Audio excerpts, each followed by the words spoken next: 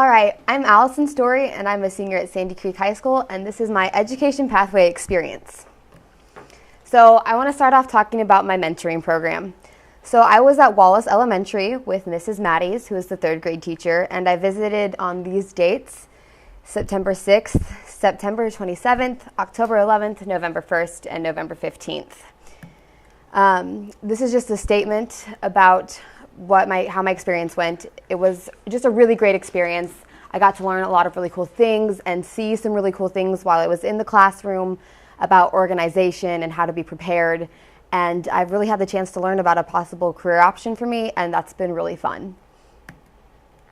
So last year, we focused on classroom management and engagement strategies a lot when I was with my mentor. And this year, we focused on other things like organization, lesson planning, and just other strategies that teachers need to have in general. And so it was really cool for me to be able to come back from last year, because I was with Mrs. Matties last year, and see how these things had continued on. So for classroom management, she does a lot of call and response in her classroom. And for engagement strategies, one day we did this thing with Monster Trash. And Monster Trash is actually this like Chex Mix, trail mix thing. And so during their social studies time, they had some extra, and so they let the kids eat that as long as they were staying focused and being involved in the conversation that they were having about our government, actually. So there were just a few things that I learned, and one big thing that we talked about was organization. And one of the really cool things that I thought that she had taught me was about having a binder with everything that you need for a unit.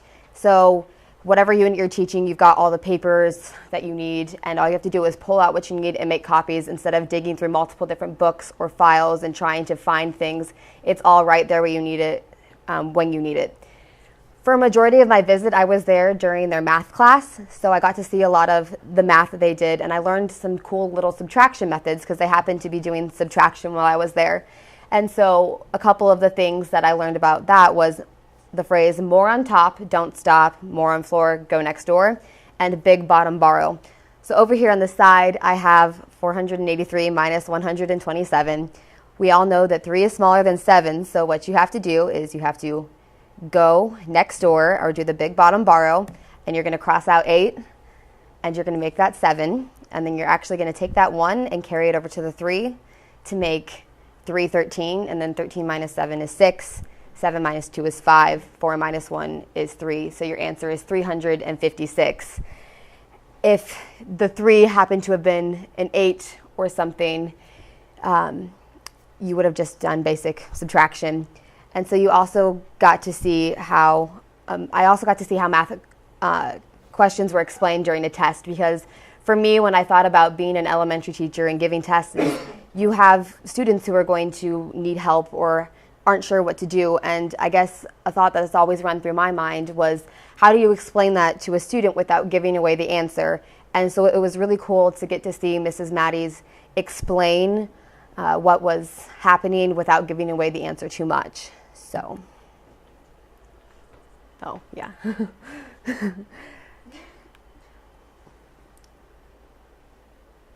Okay, so the research I used.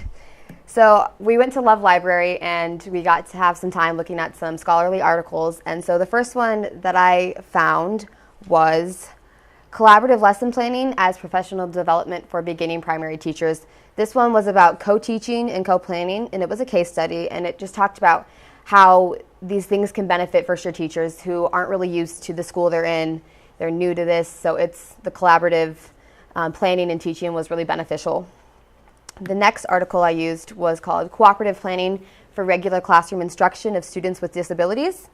And more and more cases where disabled students are being taught like non-disabled. And so they're trying to step away from the pulling out the method where they take those students into a different room and teach them that way. So this idea with this article, which was also a case study, was how to have a cooperative teaching between the regular teacher and the teacher that works with those special needs students to make the level of education that they're getting the same.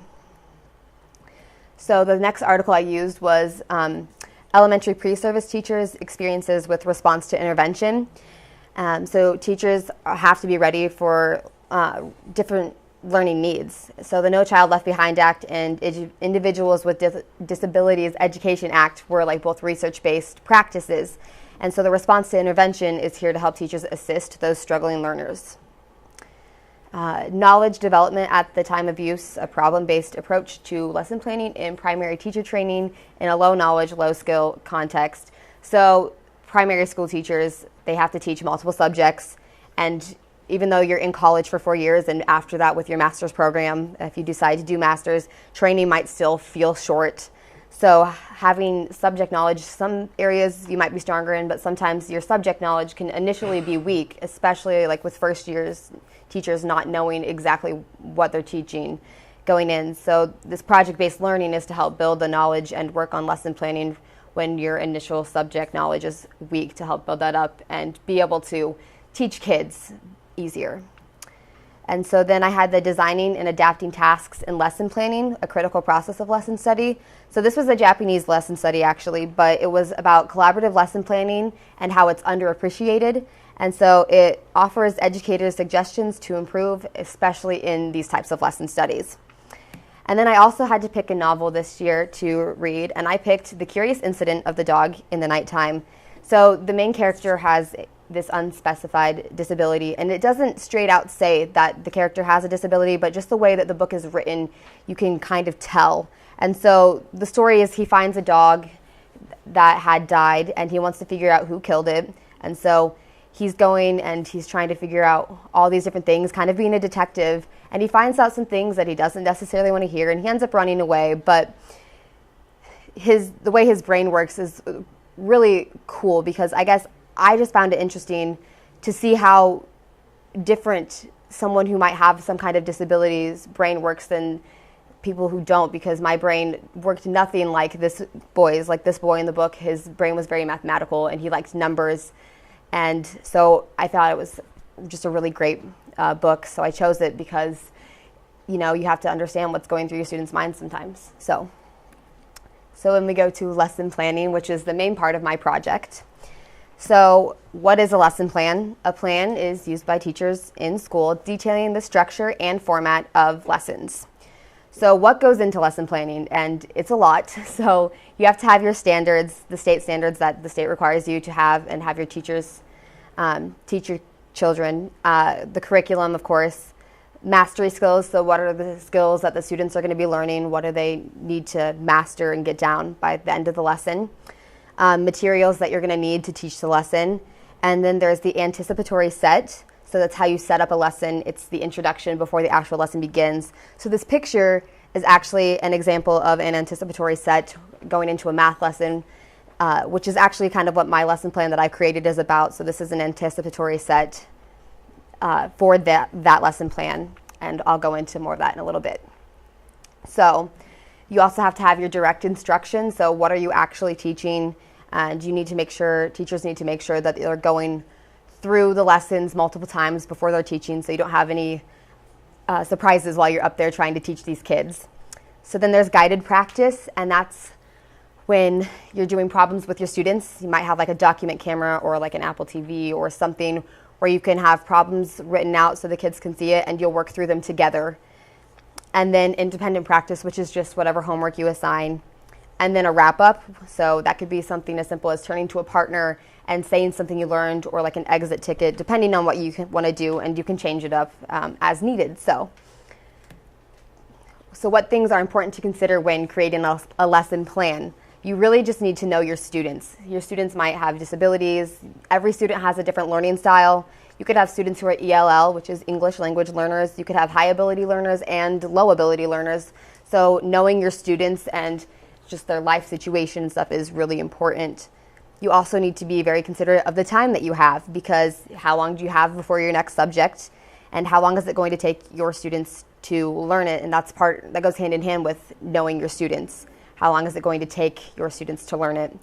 You also need to know what skills your students are planning to master, that you want them to master, and just, again, keeping in mind those state test standards. So other important things about lesson planning is you have to be ready to change your plans at any given moment. Being flexible is extremely important as a teacher. There's the chance that your student isn't getting it, the methods that you're using aren't working, You might have to adjust your lesson plans for the rest of the week if you run out of time in class. You might have some of your low ability learners, how you might have to bring down the complication of it for those low ability learners. And you might have students that need the challenge, and you might have to bring it up to challenge those students who need it. And there are days when you might have to reteach or re-explain stuff to your students. It really just depends. You also have to keep in mind when you have new curriculum that you have to plan more time for planning, because it's going to take a lot longer to go through and really get the flow of how your new curriculum is going to work. And the first year always takes more time to teach as well. So it's good to plan a little more time with that as well.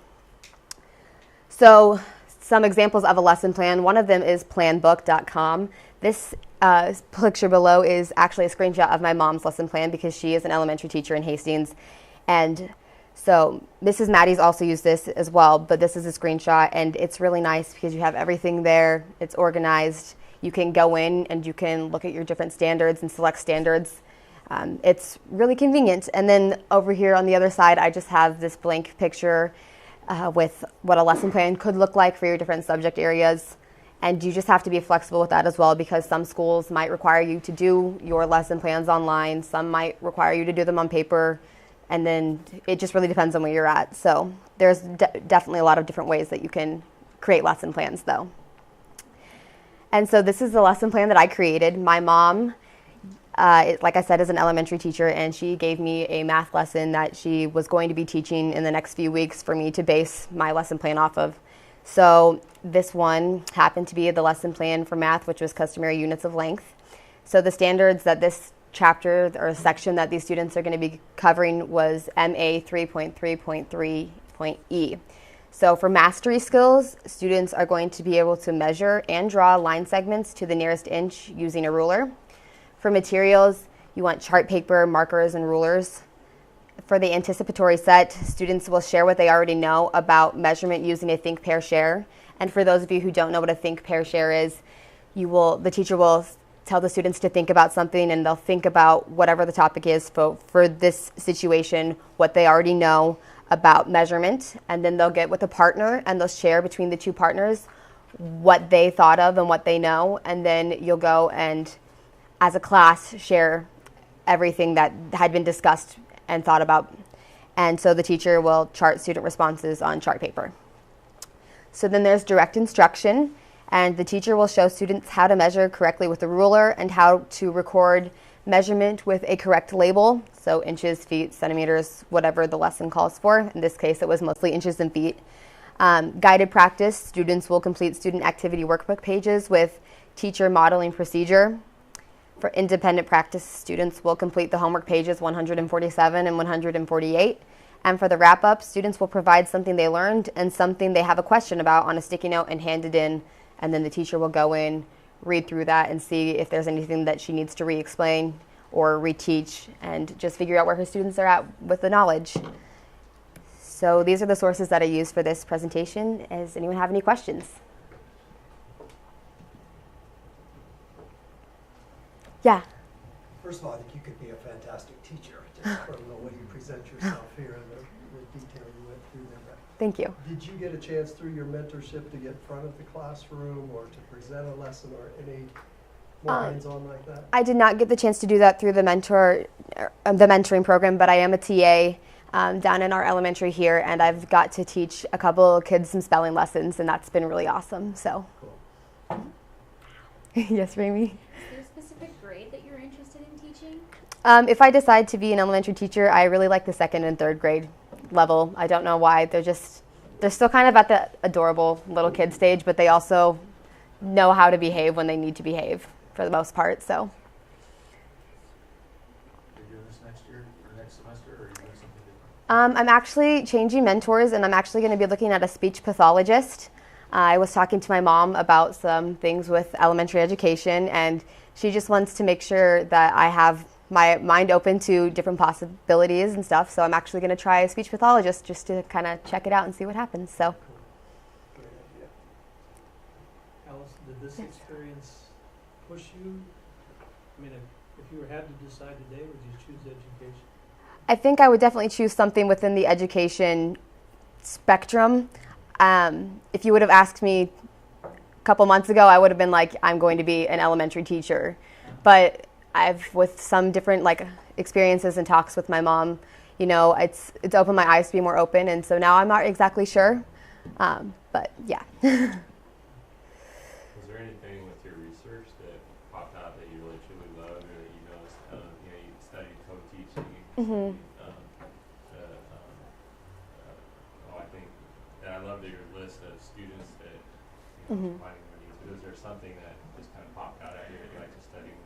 I really like to just look into more with like students who have like special needs and stuff, because I think that that's something that teachers really have to be very considerate of, because I mean every student is different, but when you have those students who are special needs, you have to really understand what's going on and still be able to handle that, as well as handling a bunch of other students.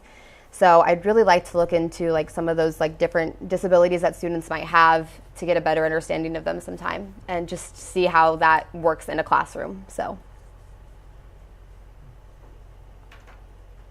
okay, thank you guys.